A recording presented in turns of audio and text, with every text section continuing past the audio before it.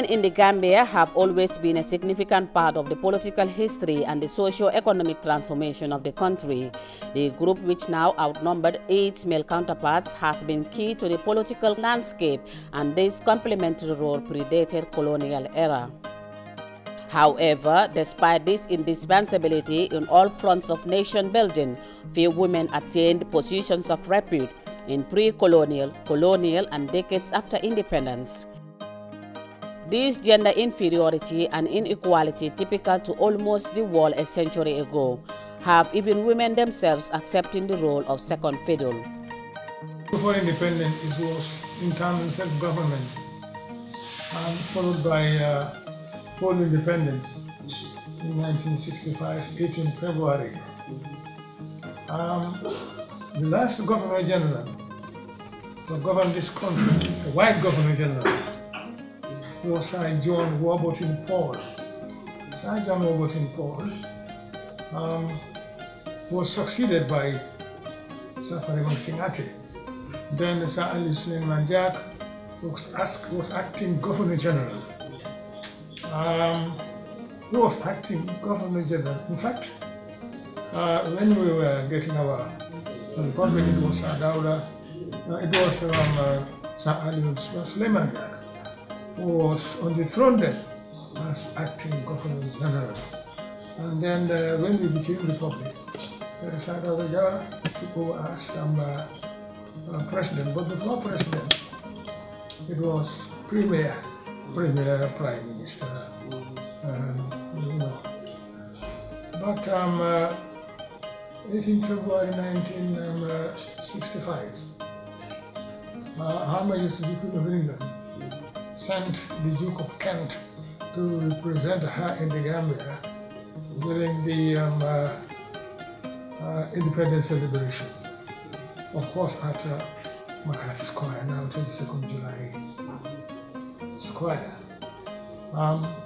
It was a very solemn night, that night. I think it was on Wednesday night for Thursday, if I can remember. And at that time, well, people were jubilant, everybody was joyful, enjoying, oh, we are now independent, we are now self-governed, you know. And then followed by what Gambians can do, A small country, of course. In fact, before we were given independence, the British, they said that the Gambia cannot go alone. Oh no, the Gambia cannot go alone. But delegates were sent to the United Kingdom. JC5, Jahompa, Yara, and Ijara, and so forth, and Lancaster houses in London.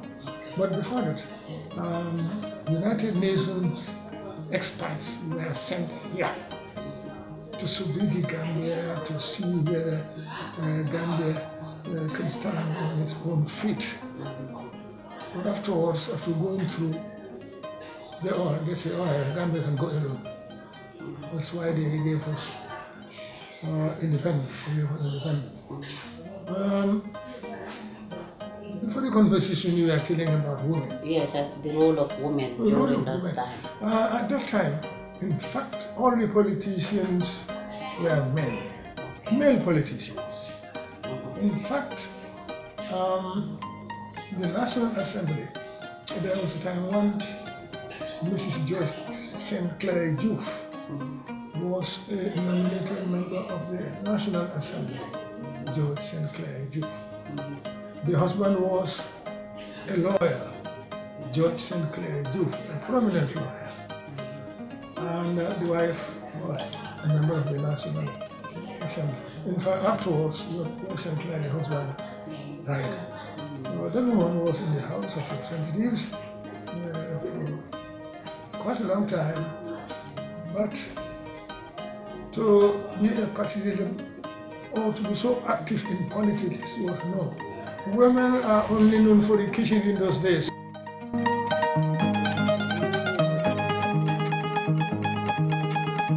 Musol la ko buka do ya abe santo le doro. Ado hani sini kata bi bila bambantal ɗum ɓeyda ɓeddu wala banko e ta ñaato ron anin kayro jama muso ɓeɓe contane ɓeɓe sewoɓe katañe contante alnata kanan tari kemala kono kañinen ka biila bi ŋakkunu je ŋabbije omo ala tento balde contanta bake. Women, although many of the women were at the background, we talk about the Yai Compins, some of them were Yai Compins and so on, but they played active role in the sense that they were behind the men. If you look at the Democratic Party, all of the Democratic Party had Yai Compins that rallied the women, that educated the women about their rights, and then we have even the arches when independence was about to be granted. You remember, I don't know whether, but they had these arches that they built, and women were there. They were beside the men, side by side with the men. It was not only clapping, and this time, and some of these women, as long as they were there, they were in this society, they wanted also an extension to the provinces. They were thinking about women in the provinces. They wanted them to be part of the process. So they tried to make sure that they had better health. There were no monuments as such. There were no streets named after them, but I think now even some of our streets should be named after some of these women who worked so hard. So in terms of monuments, in terms of buildings and structures, no, we don't have. But in terms of their hard work in embracing women, in taking care of the girl child.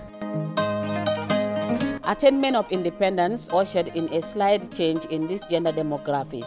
The Gambia then began to slowly accept women in political positions until the time, through decades of self-rule, women still were mainly political tools for political gains, singing, clapping, and dancing in political gatherings, either for stereotypical or lack of information. When the franchise was expanded, because elections were only held in Banjul, and environs, the protectorate, it was called protectorate. It was colony and protectorate. In fact, the governor who was ruling the Gambia, the governor who was ruling the Gambia, was the governor and commander-in-chief of the colony Bathurst and protectorate. Colony and protectorate. So protectorate was not included. In fact, when this PPP was formed, it was Protectorate People's Party. That was the first name. It was after they changed to People, but it was Protectorate for the people of the Protectorate. You see, that time the franchise was not extended. You understand me? It was only Banjul. It was only Banjul. And the voters were the residents in Banjul who has houses, and have the right to vote. Until 1947, up to that was the 1947. After 1947, the franchise was extended. Women generally took solace in this role and seemed well contented with it.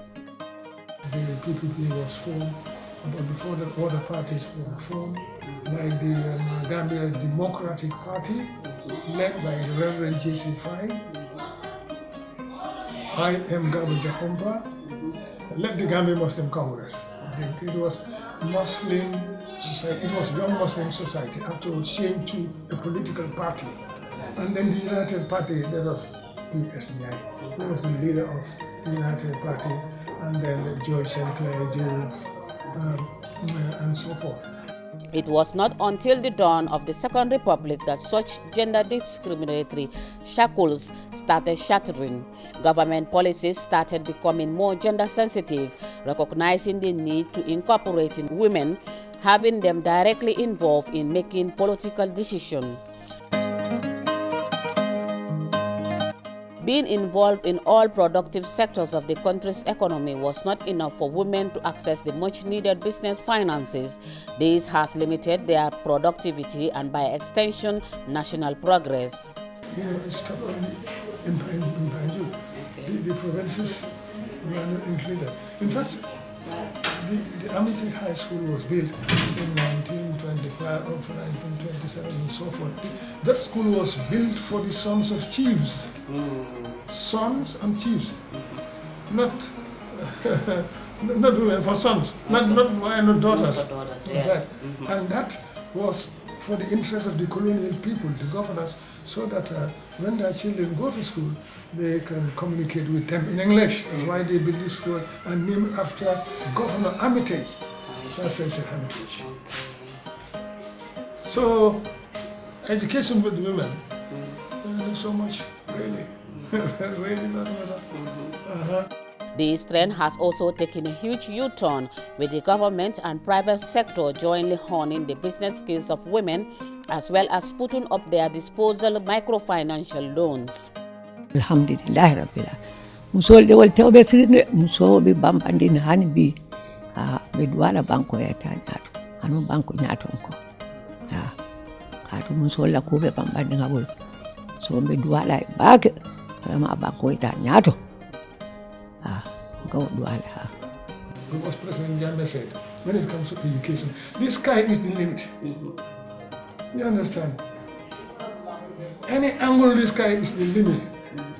They never thought of that. Huh? They never thought of that.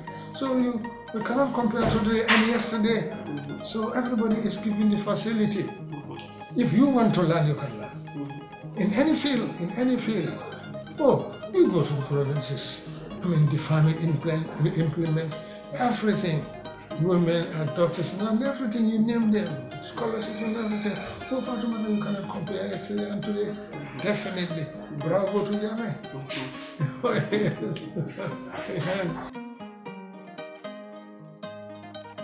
The overhauling of this century-long stereotype may prove an elaborate stunt to pull out totally, but current efforts together with change of attitude by women themselves will prove enormous in accomplishing the dream.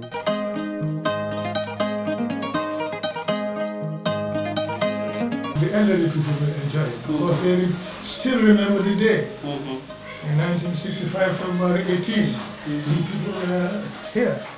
Most of them are all gone. Through the eyes of history, we have been educated about the significant role women played towards the attainment of independence in the Gambia. Just like the past, Gambian women are pushing harder in making sure that development is realized across all sectors of society. Happy Golden Jubilee to all Gambians.